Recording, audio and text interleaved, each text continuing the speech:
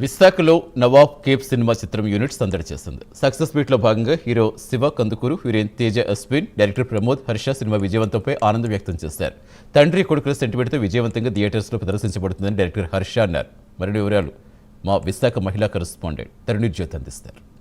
First of all Hartley congratulations Nawab cafe. చాలా ఎమోషనల్గా ఇప్పుడున్న సిచ్యుయేషన్లోని ప్రేమ, భావోద్వేగం, ఫ్యామిలీ బాండింగ్ అన్నీ కూడా ఈ మూవీలోనే మేము చూసాం సార్.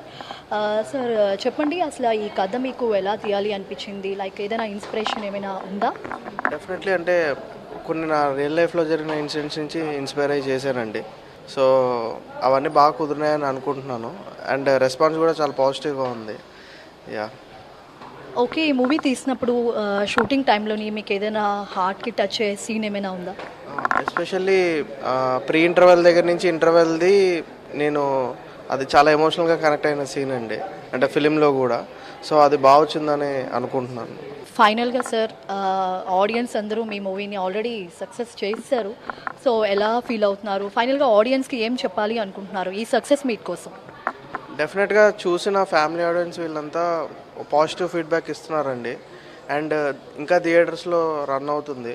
ఇంకా ఎక్కువ మంది జనానికి రీచ్ అయితే దట్ వుడ్ బి ఇంకా చాలా బాగుంటుందని అనుకుంటున్నాను.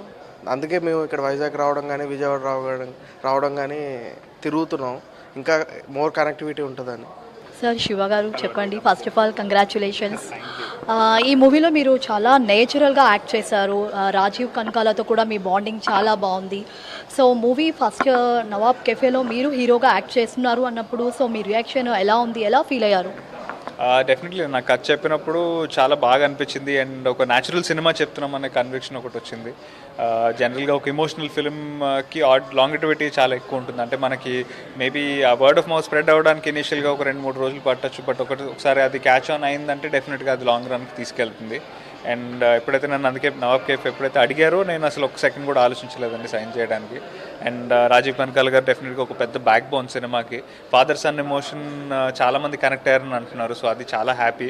జనరల్గా ఒక ఆర్టిస్ట్కి మనం ఎప్పుడైనా సినిమా చేసినప్పుడు ఆ సినిమా తాలూకు రికగ్నిషనే మనం కోరుకుంటాం more than anything else. And as a part of that process హైదరాబాద్లో థియేటర్ విజిట్ చేస్తున్నప్పుడు ఆడియన్స్ రియాక్షన్స్ అన్నీ తీసుకున్నాము. చాలా బ్యూటిఫుల్గా అనిపించింది. అండ్ నౌ విజయవాడ, రాజమండ్రి, ఇవాళ వైజాగ్ చాలా చాలా బాగా అనిపిస్తుందండి. And very grateful. And we hope that ఇది ఇంకా ఇంక్రీజ్ అవ్వాలి కమింగ్ ఫ్యూ డేస్లో.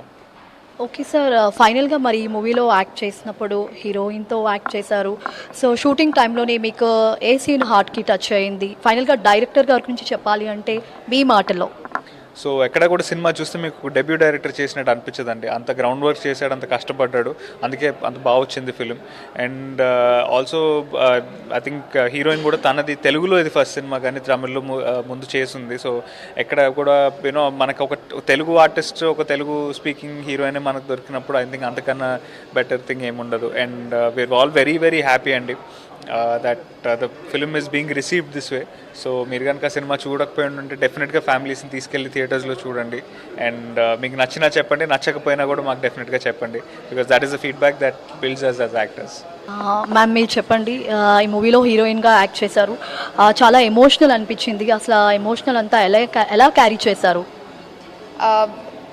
ఎంజాయ్ చేశానండి. త్రూ అవుట్ ద మూవీ నేను వర్క్ చేసింది డెఫినెట్గా ఎంజాయ్ చేశాను. అండ్ ఇది చాలా అంటే హీరోకి వాళ్ళ నాన్నకి అది ఒక మంచి ఒక బాండ్ మనకి చూపిస్తారు. అండ్ ఇట్లా of course remind our fathers అనమాట.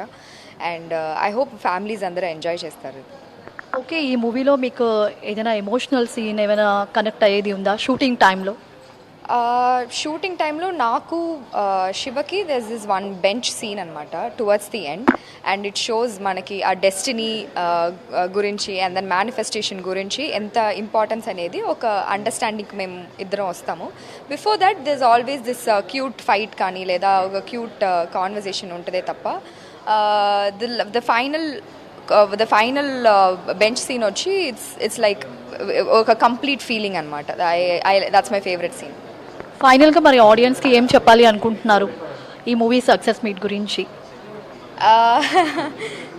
Actually overwhelmed.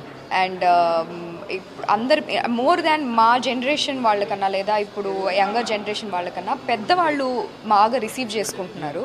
ఐ గెస్ ఇప్పుడు వచ్చే సినిమాలు పెద్దవాళ్ళకి రిలేటబుల్గా ఉండేటట్టు నేను రీసెంట్ టైంలో ఏం చూడలే, చాలా తక్కువగా ఉండింది. అండ్ మా మమ్మీ యూజువల్గా మా అమ్మని సినిమాకి తీసుకెళ్తే ఏంటి అర్థం కాలేదు అని అంటారు. బికాజ్ మనకు చాలా మన టర్మ్స్ జెన్జీ టర్మ్స్ ఇప్పుడున్న జనరేషన్ టర్మ్స్ లేదా మన టర్మ్స్ యూజ్ చేస్తాం వల్ల వాళ్ళకి ఈజీగా కనెక్ట్ అవ్వదు.